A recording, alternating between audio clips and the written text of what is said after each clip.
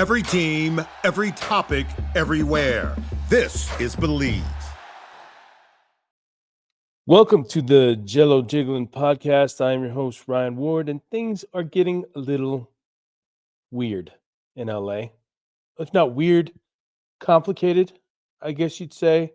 Maybe frustrating. Well, it's already frustrating, but to the point where something drastic could happen because all of a sudden, which has happened a few times in the past, in the recent past, LeBron James could potentially want out and be traded. He has a no trade clause, which he agreed to in his new contract, which is this season and then a player option for next season, which is a very tradable deal. I mean, even though there's a lot of money he's owed, but still a desirable contract, which somebody like, I don't know, say the Golden State Warriors would be interested in. I mean, you don't want to trade within the division, but that's not like the NFL. It's not that bad. Plus, if they do it, it's basically signaling the start of a rebuild, right? So LeBron would have to waive that, and reports came out, I think earlier this week, that that the Lakers would be open to it if LeBron wanted out, and so would Rich Paul. Like Rich Paul has a friggin' I find that so strange that the agent gets mentioned in this because it never happens in any other trade discussion. You don't hear, oh, all of a sudden, so and so wants to be traded and his agent would be cool with it. Like what? It's so strange to me. This whole Clutch Sports thing is so strange to me. But it's the reality we're in right now as Lakers fans. We just kind of have to deal with this Clutch crap. Whatever. All power to them that they've become a really, reputable company. They're all over the place now in different sports leagues and everything. They're huge, right? They're the one company you hear about all the time. So respect to them for building up like this stuff. But the amount of power they have over this organization is just ridiculous to me, and it has been ever since LeBron came. I've always been like, why would you give up so much power to an agency, right? Where they're only going to target their players, which has happened year after year, ever since the LeBron experiment began. And it just didn't seem like a smart business move, even though, bringing in LeBron, you bring in a ton of money, whatever, you continue your chances of competing, and they won one title. But ever since then, it's been bad move after bad move, with the Westbrook debacle being number one on the list. And now it's just the same thing every year. They hover around 500. They don't play with any effort. Defense goes out the window. It seems like Anthony Davis just gets progressively more frustrated, but doesn't want to make waves because that's not in his personality. He doesn't do that. I mean, he did that in New Orleans, but he really had to get out of there. And I think he knew he obviously had the chance to go to LA or New Orleans. Like, yeah, that's a no-brainer in terms of competing and everything that comes on off the court. It's a brilliant business move for him. But now we're at that point, almost like it's like a boiling point, right? It's like the West is so stacked, so good. Teams are so far ahead of them in every sense. And the Lakers are strapped. I think I saw today that they're $30,000, literally $30,000 away from the second apron, right?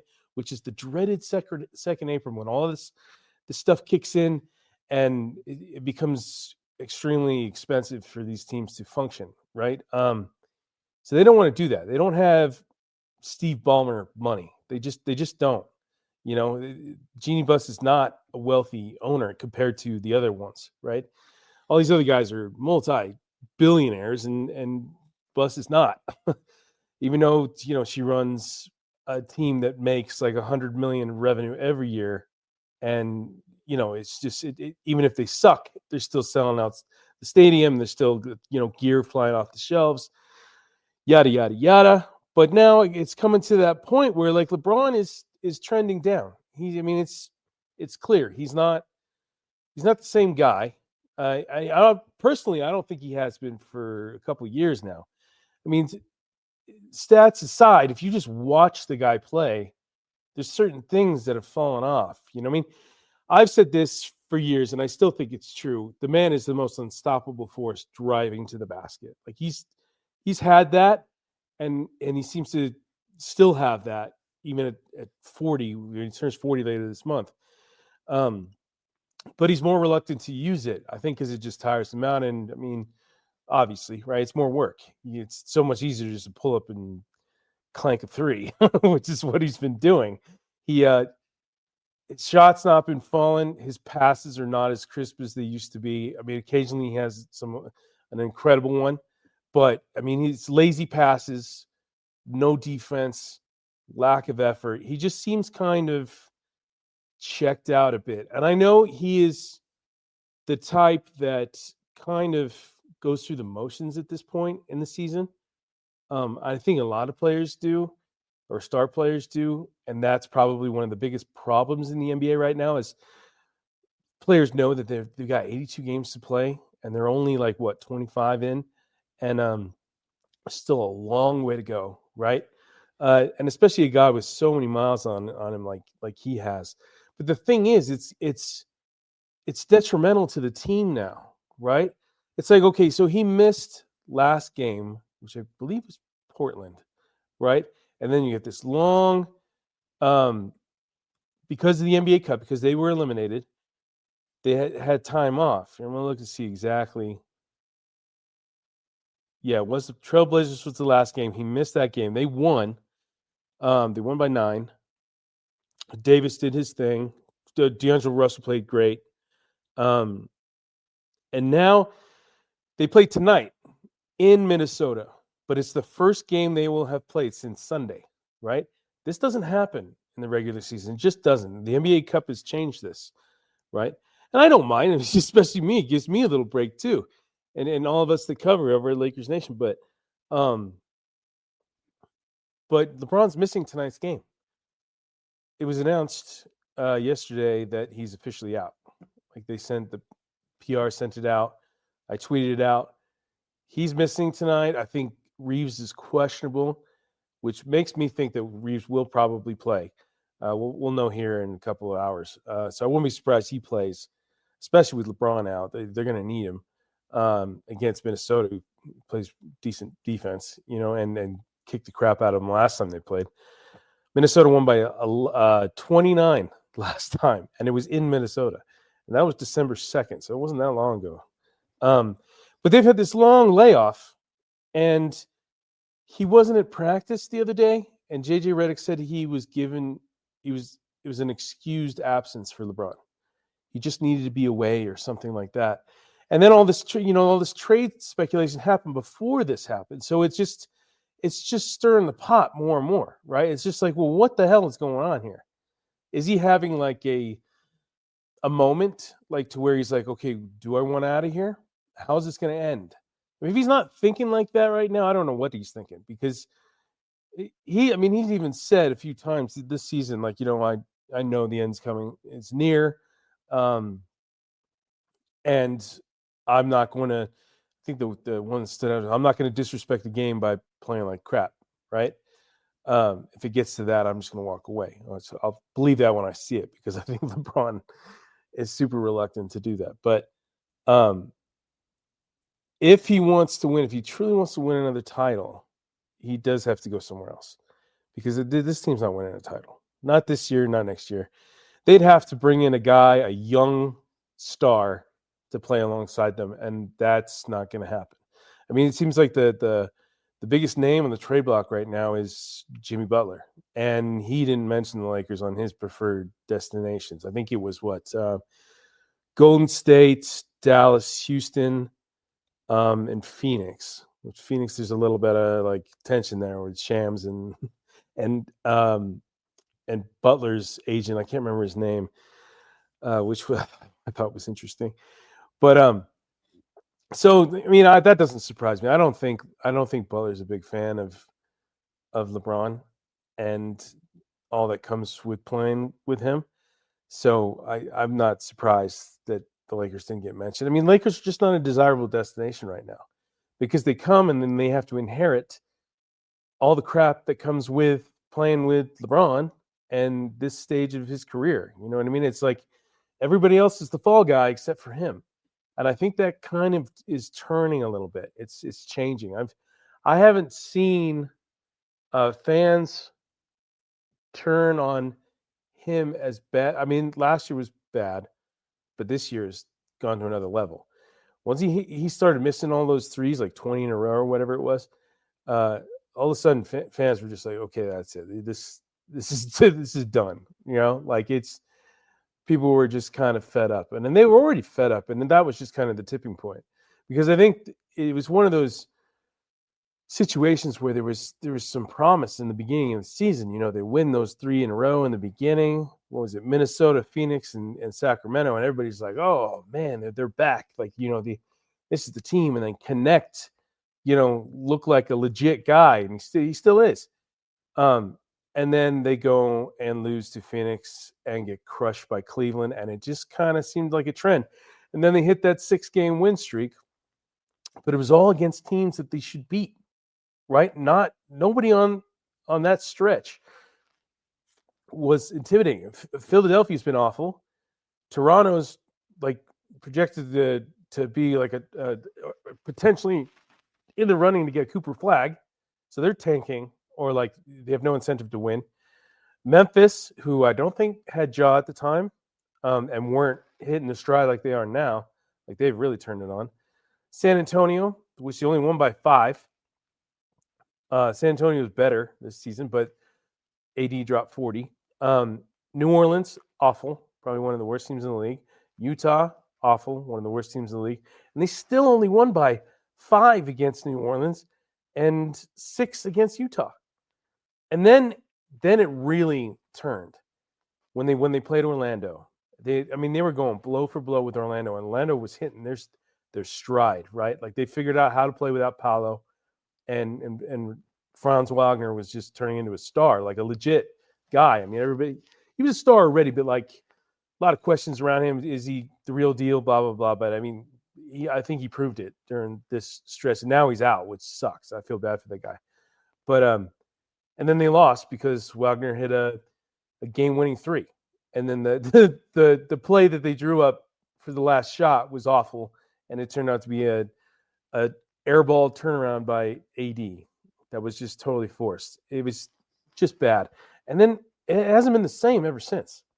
It's just like that loss, like it was a big confidence blow, because I think it was the first team that was a legit team that they played in a while, and they lost. And they should have won. They should have won that game. AD missed some crucial free throws at the end. So did LeBron. LeBron missed one too. And then the fadeaway air ball, which is just was the worst way to lose, you know. And then they play Denver. Denver destroys them by 27. They get a win in San Antonio, which is to be expected. And then it's right back to crap basketball again against OKC, who's arguably the best team in the league, if not in the conversation.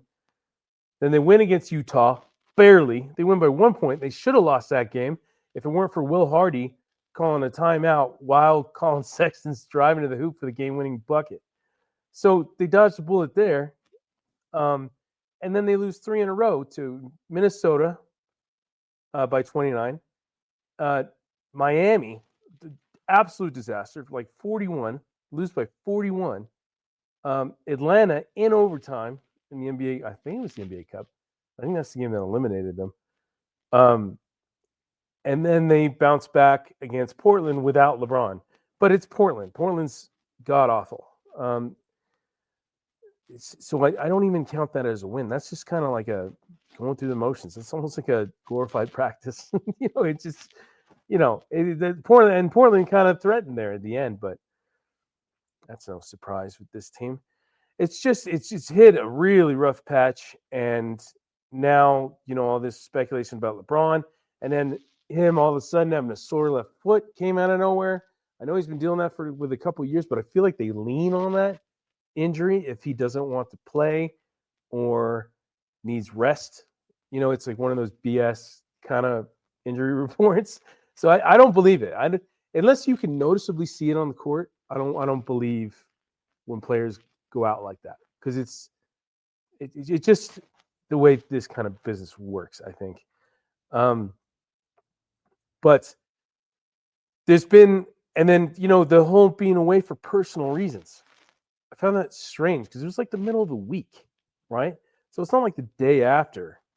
I think it was Wednesday. I think it was Wednesday. When was this put up? It said, okay, so JJ said LeBron is not with the team right now. He's out for personal reasons, an excused absence.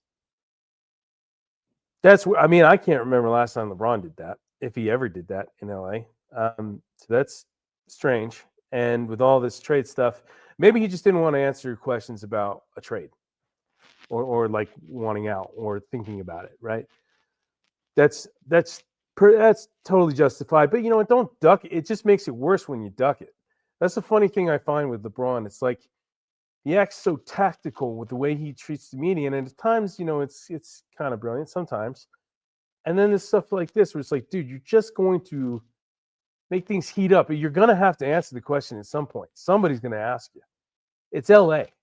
This stuff doesn't fly under the radar, dude. This is like the headline news, and it will be until the trade deadline comes and goes. That's just the way it works, and you know this full well, right? So it does make me think maybe he is thinking about it. Maybe he is thinking about asking out. But then I think Windhorst said, like, oh, LeBron doesn't want to stay. He wants the team to improve. But it just sounded like a BS PR thing to say, right? That happens a lot with this situation. I am so over all this stuff. I think it's just a runaround, and it's the same results every time. Every time. 500, play-in tournament knocked out early, or they got lucky that time going to the Western Finals because the West wasn't that great until they hit a juggernaut in Denver, who just really put them in their place and swept them in the West Finals. Now it's different. Now there's legit teams up and down, right? Like there's plenty of teams. The Lakers are going to be screwed no matter who they face in the playoffs, I think. Outside of a team that might be, dealing with a ton of injuries or whatever. I mean, the West is it's kind of flipped a bit, I'll say. Like Sacramento is just kind of falling off. They won 3 straight, but they are now out of the playoff picture if it started today. Phoenix has fallen off. They've lost 3 straight and 7 out of their last 10. Minnesota's somewhat there. I think, okay, so Denver, Lakers, T-Wolves, Suns, and Kings are all in that same kind of category. They're all dealing with these rough stretches. They're all dealing with, injury problems or issues. And they're struggling to get back to form, right? Clippers somehow are just hanging around. They've lost 2 in a row, but they've won 6 out of the last 10. I haven't watched a single Clipper game, so I don't know why, or the rhyme or reason for them being good right now or decent. Golden State's kind of fallen off a bit, a lot, I guess. They've lost 7 out of their last 10, but they're still in 5th in the West.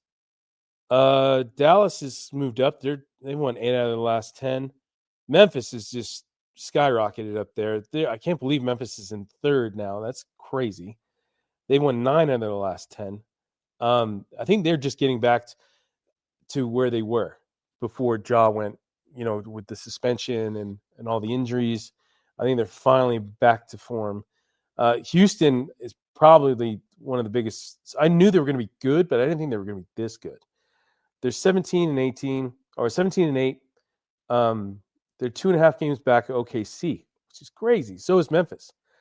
And then they're OKC 19 and 5, and they're tied. I believe they're tied for their second best record. Nope.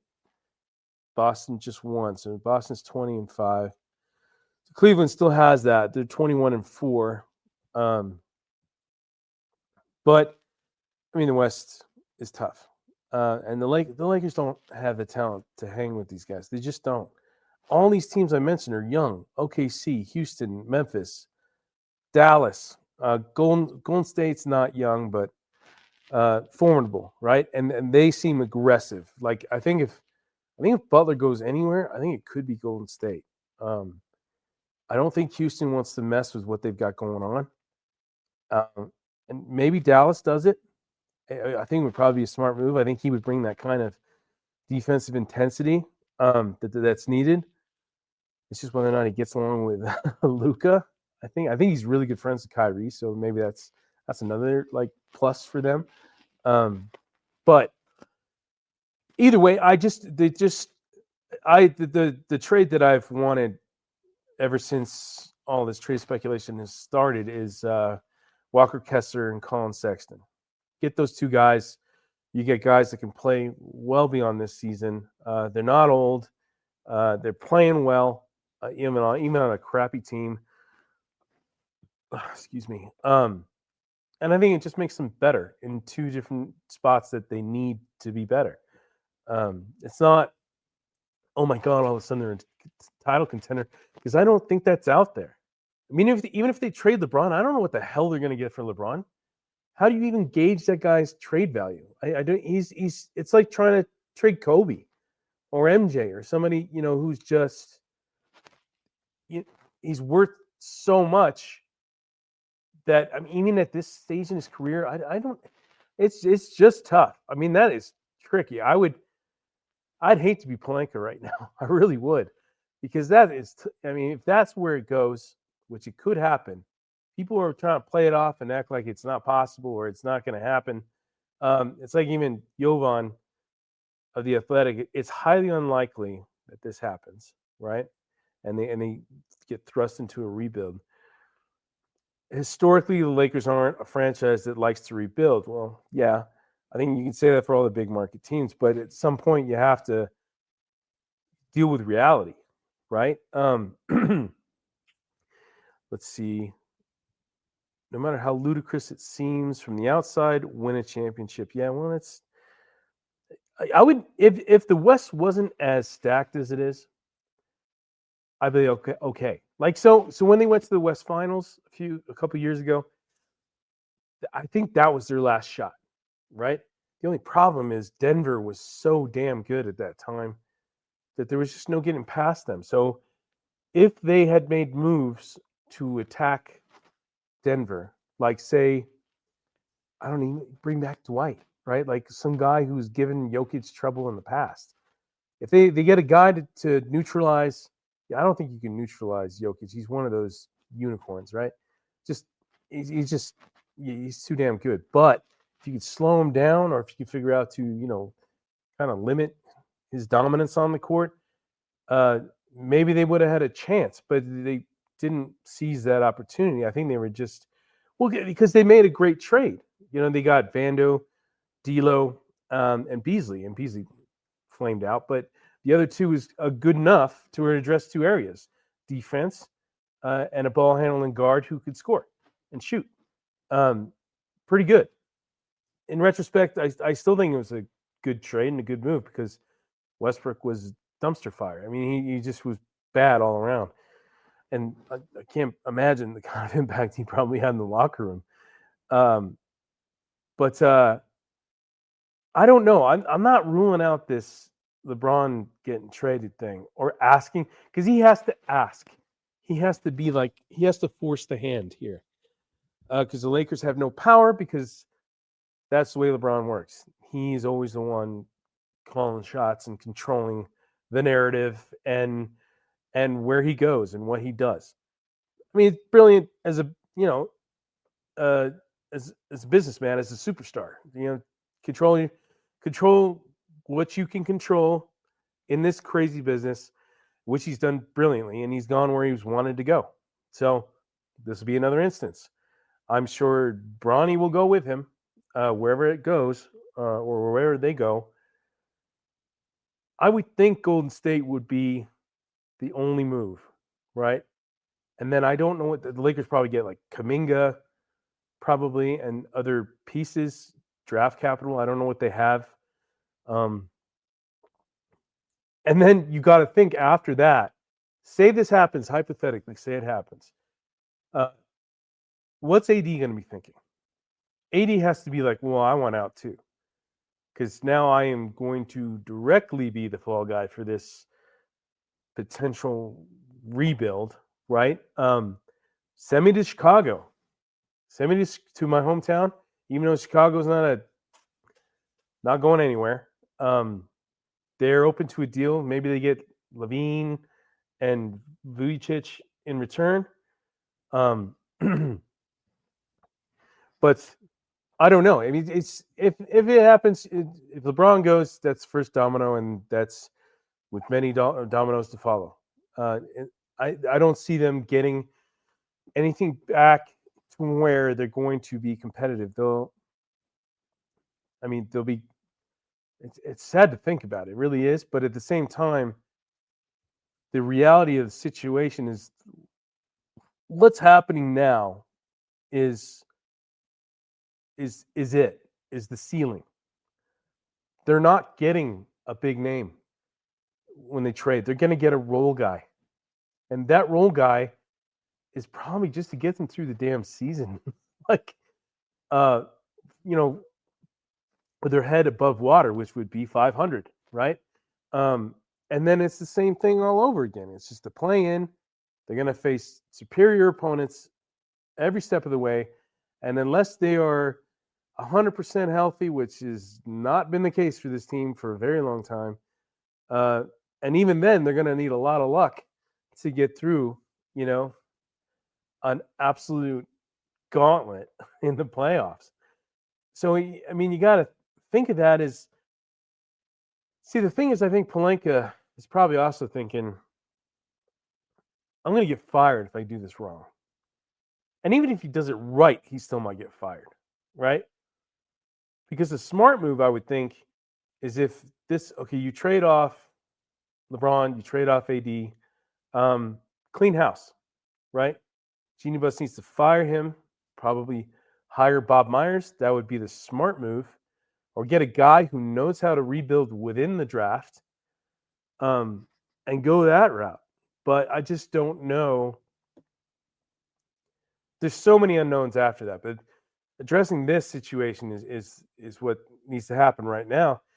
And the fact that he's missing this game tonight just makes me think, like, has he already told them, like, hey, I'm out, I want out, I'm done, and it just hasn't leaked out? Or did he really need this much rest? Like, the guy said he was going to play 82 games.